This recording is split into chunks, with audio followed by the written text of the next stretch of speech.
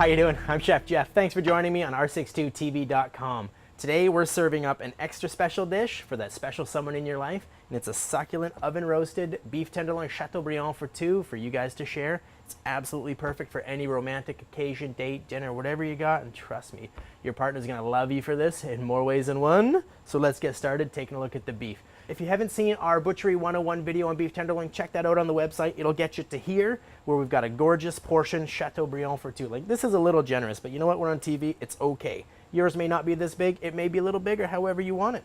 But the first thing we're gonna do is get it seasoned up with some salt and pepper and get it ready to go in the pan.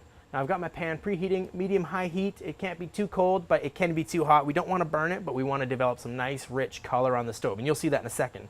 But first thing we're going to do is season this liberally. This is a big cut of meat, right? So we've got to make sure there's enough salt all the way around to kind of season the whole steak throughout. So I'm going to pick it up, turn it once, twice, good hard pinches of salt. It looks like a lot, but trust me, it's going to need it by the time this gets done, right? That's a big piece of meat that we have to season all the way around. We also let the salt fall from on high so it gets a nice even coat and a good coat of nice cracked black pepper, just like that. Okay, we're ready to go to the pan, so let's get going. Okay, pan, nice medium-high heat, not too hot, not too cold. First thing we're gonna get in there, a little bit of extra virgin olive oil. We want about a tablespoon and a half, a good layer. We want to be able to coat the meat evenly all the way around. Get that moving around and pop it right in. There we go.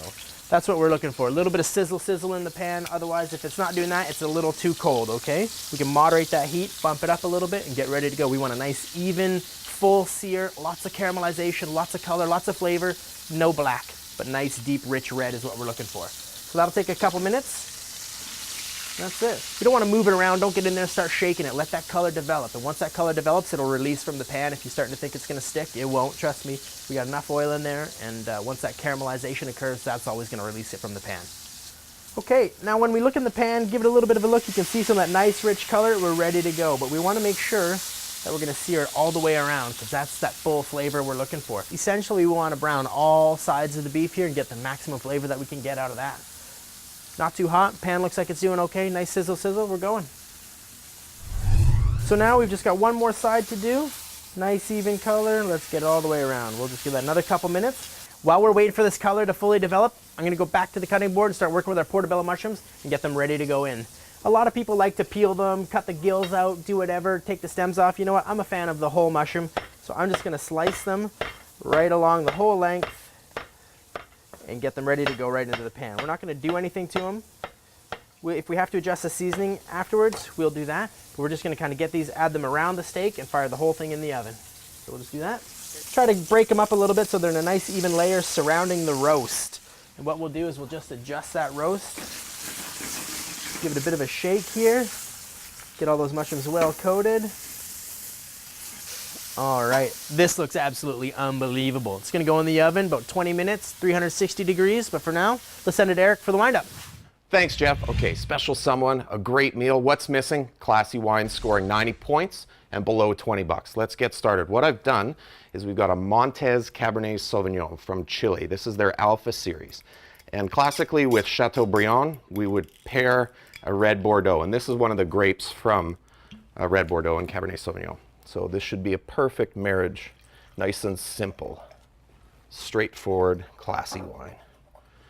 Let's give it a taste. Beautiful cedar cigar box on the nose, lots of rich black currant. The oak is well balanced, and the tannins are beautifully integrated. This is going to be a perfect marriage. I suspect this is going to do the same thing, but a little bit more exotic. This is a 2006 Tempranillo from Spain in Ribera del Duero. This is from Torres, a famous winemaker of the region. Let's give it a whirl.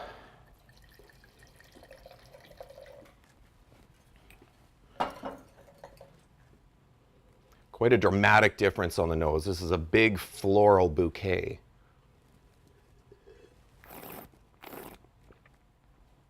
Wow, rich Bing cherry. There's herbs, tea spices coming out of there.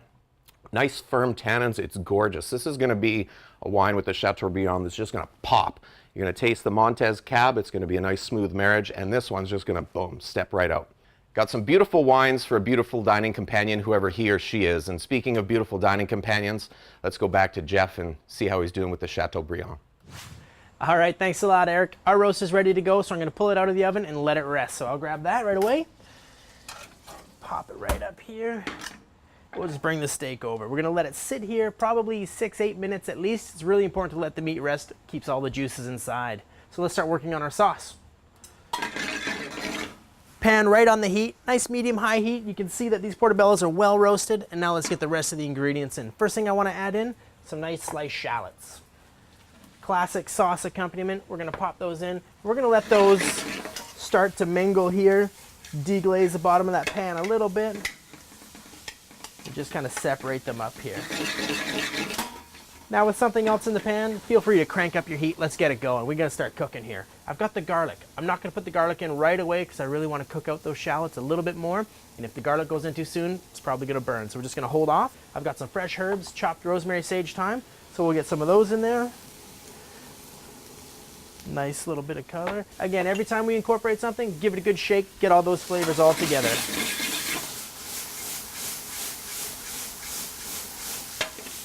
All right. Nice color. We're not trying to burn it or darken it, but those shallots are nice and starting to take on some nice color. We're gonna grab our garlic, fire that in.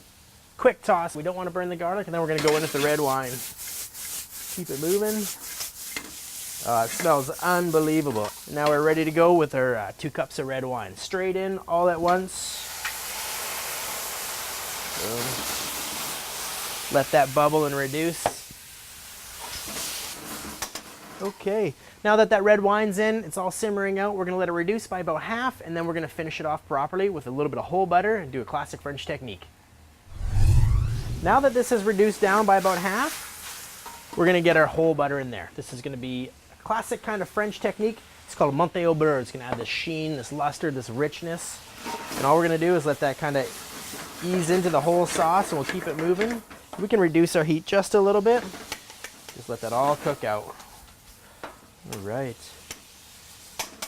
While that's simmering for the last couple of minutes, we'll drop it down to a nice low. We'll get ready and start slicing our roast. I'm just gonna slide the roast right off onto our cutting board and get ready to slice it.